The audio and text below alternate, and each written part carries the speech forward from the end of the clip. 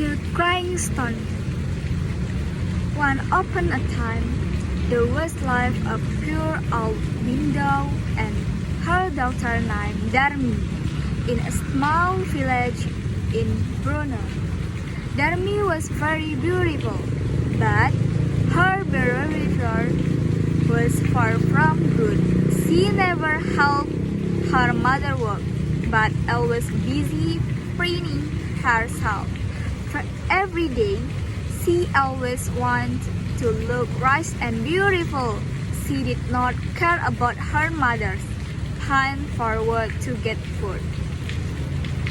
Darmi, please help me work in the fields, said her mother. No, I don't want to go to the field. I'm afraid my skin turned dark, said Darmi without looking at her mother. When her mother came home from work, Darmi asked money to buy her beautiful clothes, but her mother ignored it. Darmi was angered and chose to pain her. Because of pity, the mother tried to plead. She asked Darmi to accompany her to go to the market to buy some food. Darmi was agreeing, prodded her mother walked behind her. She asked Mary to walk side by side with her mother, who was ragged and wear dirty clothes. Although her mother was very sad, finally she agreed. On the way to a market, everybody admired Darmi's beauty. Darmi's experience was a really contrast with the one walking behind her, that it mattered with people to wonder. Hello, pretty lady.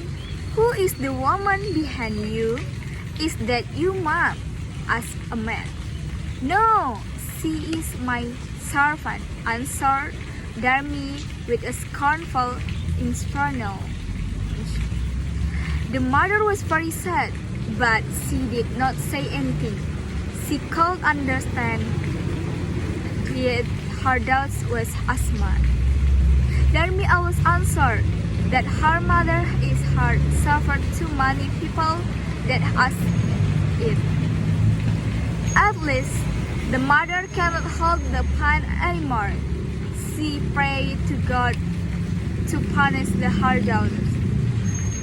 Good answer her prayer. Slowly, Darmi's leg returned into stand. The process continued to upper part of Darmi's body. She was very panic. Mom, what's happened to me? Mother, please give me, she cried loudly. But it's too late.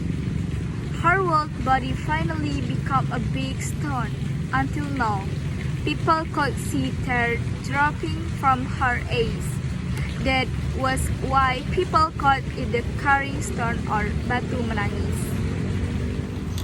Snow White. Once there was a beautiful princess has a very white skin as snow and blue eyes. Because her skin was very white, then she was called a Snow White. When she was a baby, she lost her mother. His father decided to marry again with the beautiful queen, but she was very cruel. Her stepmother is the most beautiful woman in the kingdom. She has a magic mirror. Every day, the queen asks to the mirror, magic mirror on the wall, who is the prettiest woman in this entire kingdom? Magic mirror says, of course, you are the most beautiful woman. One day, the queen is asked to the magic mirror again.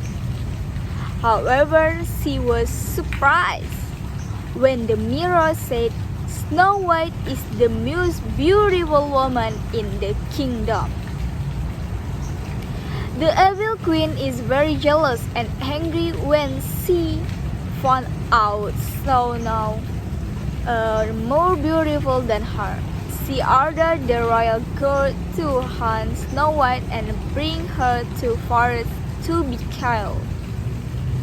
And I want you to kill her, then bring me her, she ordered.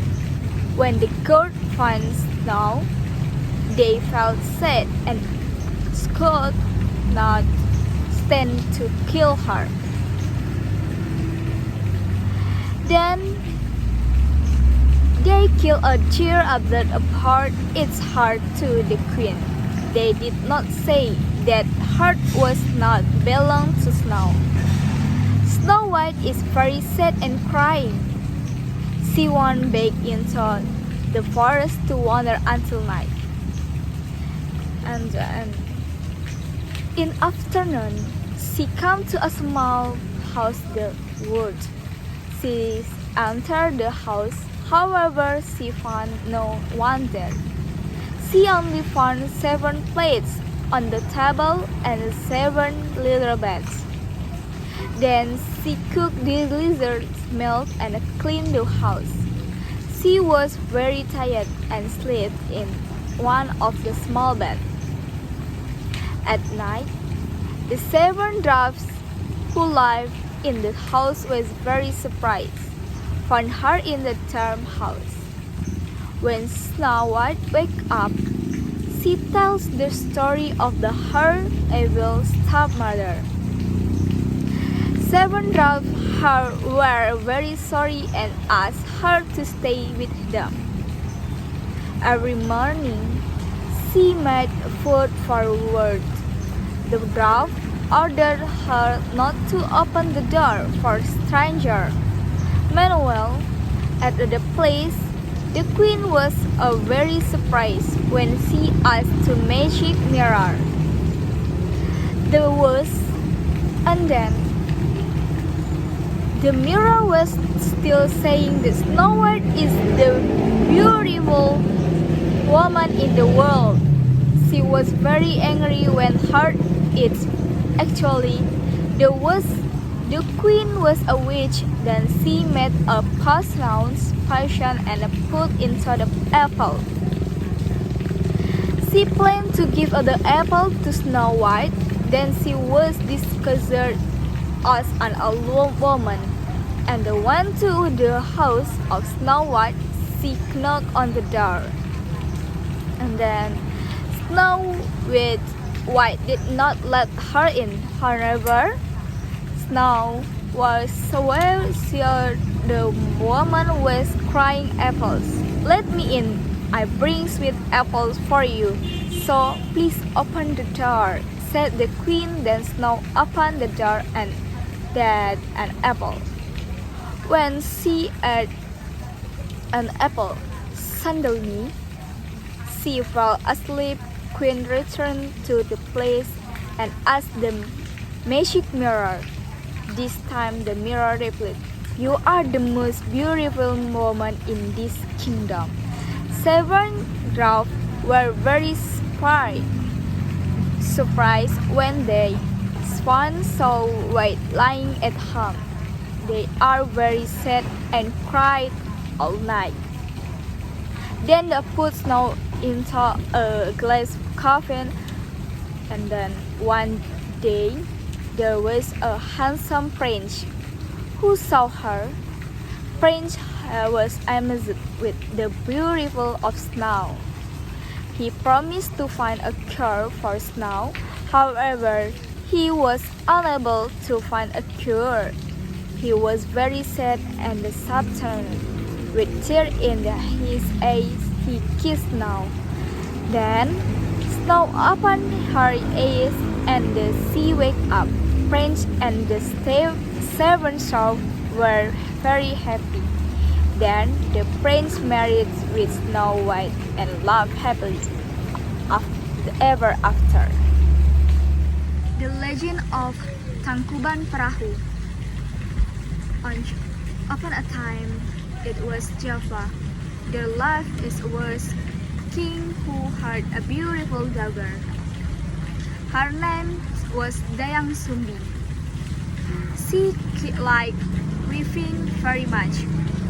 One day, she was wearing a cloth. Suddenly, one of her tools fell to the ground. She was very tired at the time, so she was too lazy to take it. Then she just shouted out loud, "Anybody there? Bring me my toy. I will give you special presents. If you are female, I will consider you as my sister.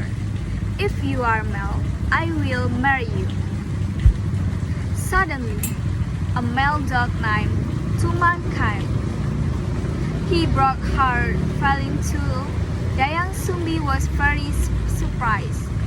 She regretted her words, but she could not deny it. So she had to marry Tumang and alert her father. Then they lived in the smile village. Several months later, they had a son. His name was Sangkuriang. He was a handsome and healthy boy. Sangkuriang liked hunting very much. He often went hunting to the woods using his arrow. When he went hunting, Tumang always with him. One day, Dayang Sumbi wanted to eat deer's heart. Sangkuriang, "Will you have fun for the deer today? I want to eat a deer's heart so much," asked Dayang Sumbi. "Of course, man. Whatever you want, I will give you for it," you replied Sangkuriang. "Tumang, where are you? Come on, we have to hunt for a deer." Then Sangkuriang went to the wood with his arrow and his faithful dog Tumang. But after several days in the wood, Sangkuriang could not find an deer. They were all disappointed. Sangkuriang was exhausted and desperate. "Oh God, where can I find a deer? I don't want to disappoint my mom. Oh, I know." Sangkuriang then called Tumang and killed him. He did not know that Tumang was his father. At heart, gave Tumang's heart to her mother. "Sangkuriang, are you sure it's their heart? You can lie to me. It is Tumang's heart, is not it? Why did you kill him?" said Dayang Sumbi, full of anger. She hit Sangkuriang, it his heart. Sangkuriang was wounded. There was a scar in his death. She also replaced her son. Sangkuriang left her mother in sadness. Many years passed, and Sangkuriang became a strong young man. He wandered anywhere. One day he arrived at his own village, but he did not realize it. This he met Dayang Sumbi. At the time, Dayang Sumbi was given an eternal beauty by God. So she stayed young forever. Both of them did not know each other. So they fall in love and then decided to marry. But then Dayang Sumbi recognized and a scar on Sangkuriang's heart. "Sangkuriang, why there is a scar on your heart?" asked Dayang Sumbi. "Oh, I was killed. My mom hit me on my heart," replied him. Dayang Sumbi is very shocked. She knows that Sangkuriang was his son. It was impossible for them to marry. She told him but did not believe her. Sangkuriang was that their merry son. So the young Sumbi gave him a very difficult condition. Sang Kuryang, if you want to marry me, I have a condition for you. I want you to build a lake and a big boat in one night. I want them for our honeymoon. Can you do that? What? Impossible. But it's okay for you. I will do it. I can do that, Sang Kuryang agreed. With the help of jinns and spirits, Sang Kuryang tried to build them. My magnet, he had faced the light by building a dam in Chertatun River. Then he started building the boat. It was almost done when he nearly finished it. Meanwhile, then Sumbi kept watching on them. She was very worried when she knew this, so she made slides in the sea. Whew! Stop your work. It's already done. The sun will start to rise. Quickly, go home, said the chair of the jinns. They let Sang Kuryang alone.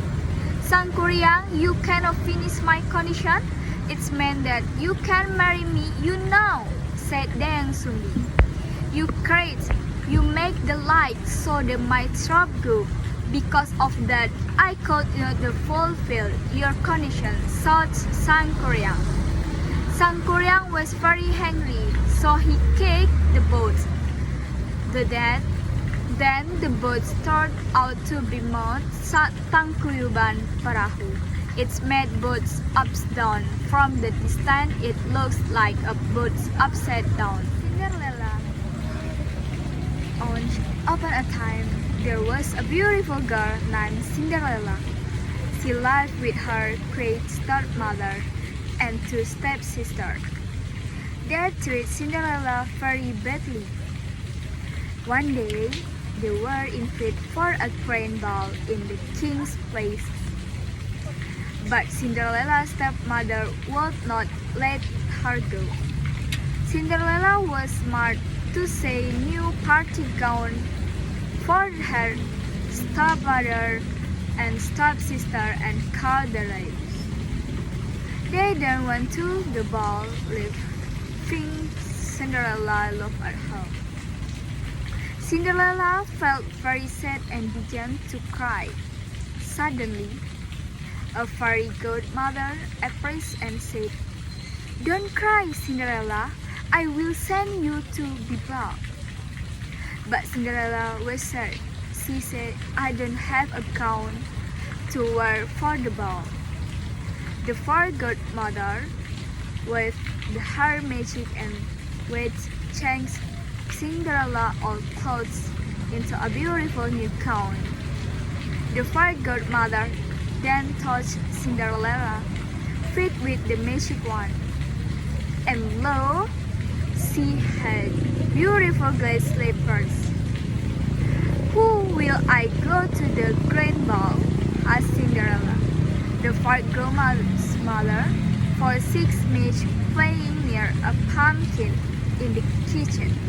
She touched them with her magic wand, and a Midge became 4 shiny black horses and the 2 horsemen, and the pumpkin turned into a golden church.